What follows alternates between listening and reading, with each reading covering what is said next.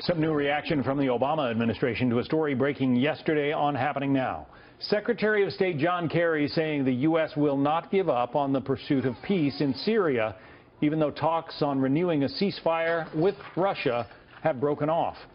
Kerry accuses Moscow of ignoring the Syrian regime's attacks on its own people and rejecting diplomacy. Kevin Cork live from the White House with more on that. Kevin.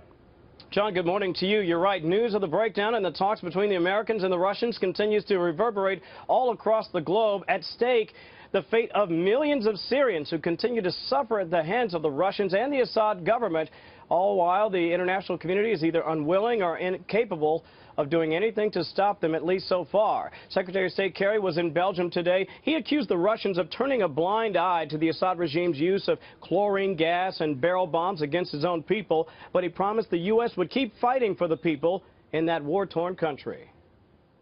We are not giving up on the Syrian people. We are not abandoning the pursuit of peace.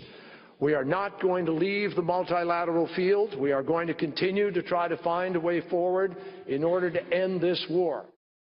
Now, in making those comments, the Secretary did not announce another strategy to sort of pick up where the diplomatic efforts have failed, at least so far. Meanwhile, critics say that's because the administration really has painted itself, John, into a corner when it comes to Syria, with no clear way out.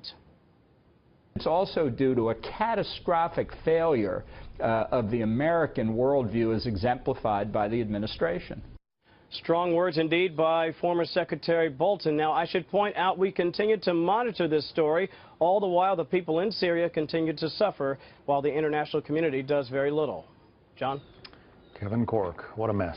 Thanks, Kevin.